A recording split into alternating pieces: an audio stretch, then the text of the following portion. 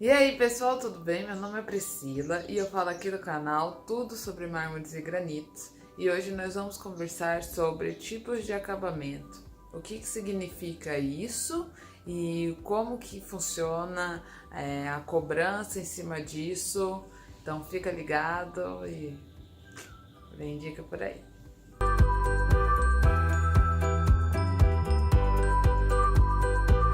Pessoal, eu vou falar daqui dos acabamentos comumente encontrados no mercado.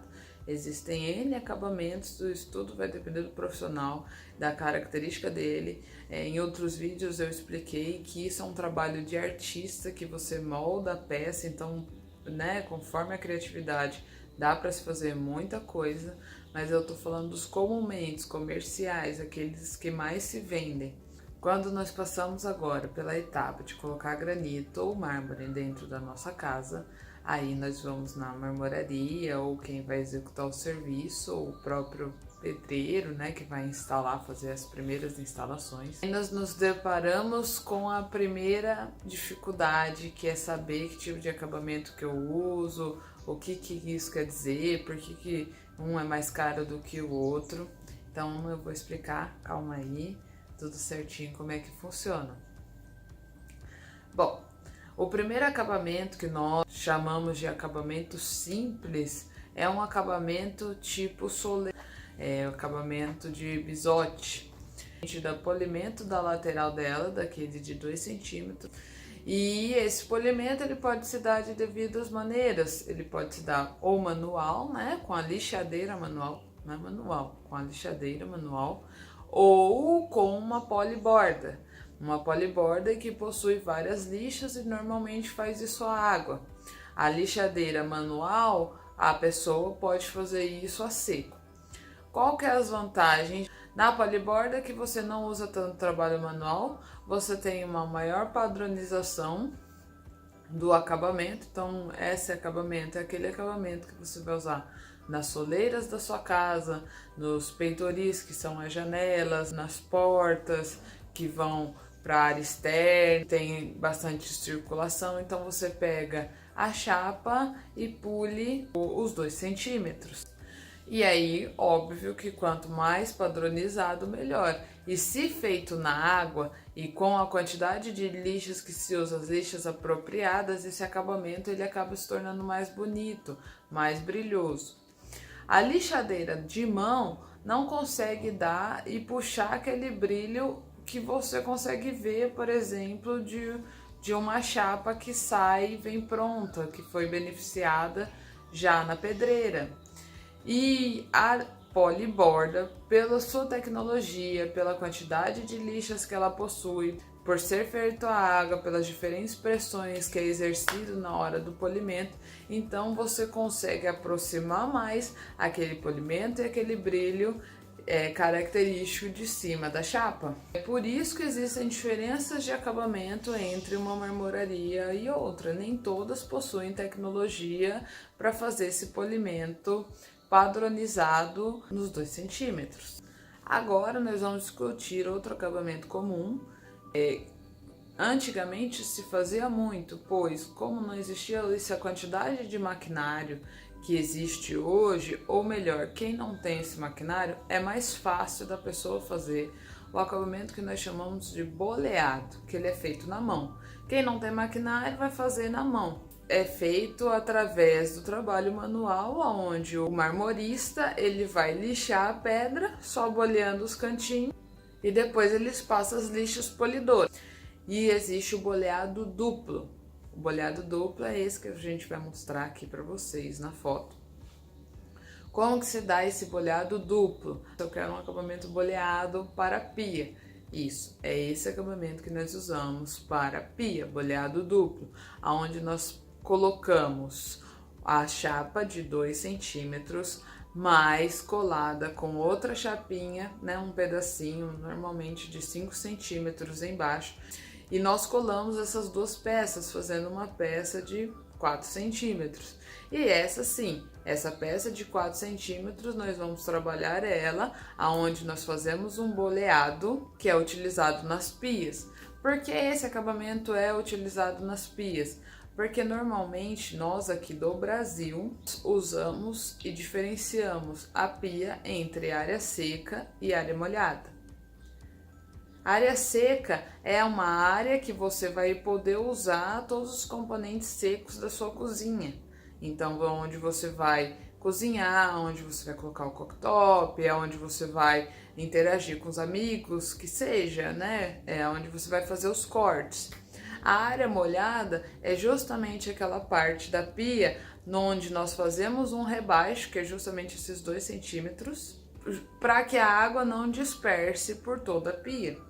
Eu falo que no Brasil nós usamos assim, aquela chapona, põe a cuba e pronto. Não, nós temos aquela área especial para colocarmos o nosso escorredor de prato, para fazermos as nossas atividades molhadas ali, depois a gente só pega o nosso rodinho e joga para dentro da cuba. Isso é uma característica nossa.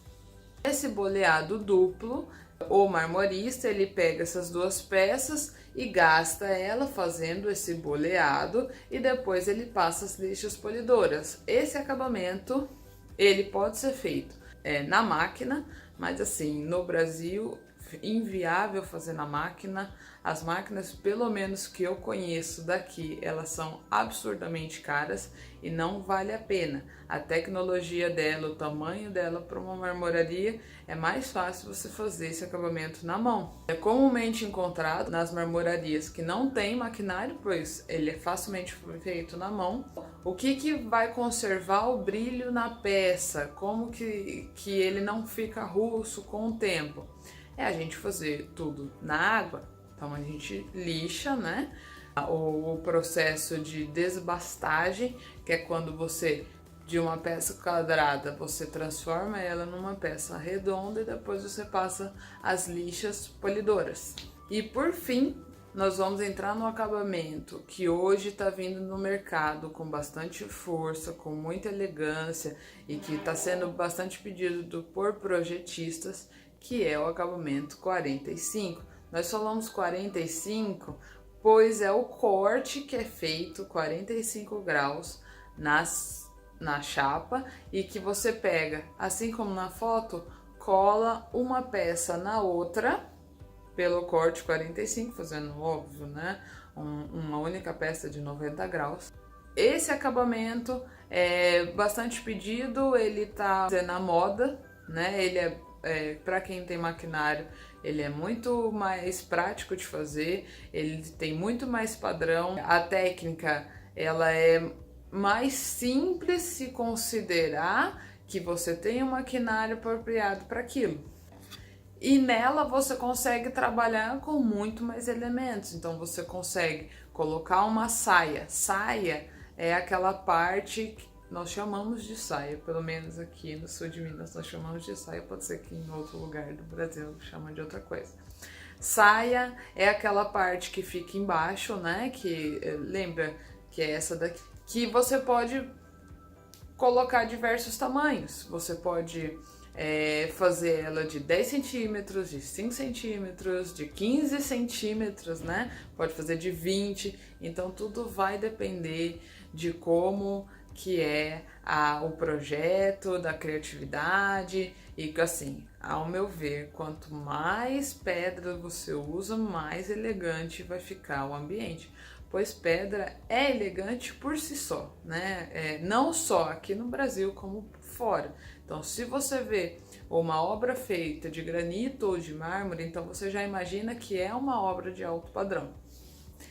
E é assim que nós também fazemos a pia. Além de nós termos o elemento embaixo, que é a saia, tudo através do 45, você joga também a parte de cima superior da pia, aquele beiral que nós fazemos e dividimos em área molhada, em área seca, tudo através de cortes retos na peça. E esses são os acabamentos mais comuns encontrados hoje dentro das marmorarias, encontrados nas casas ou, né, em qualquer lugar que você vê um beneficiamento com pedras de mármores ou granitos, onde você vai poder escolher, identificar aquele que mais vai se adequar ao seu projeto.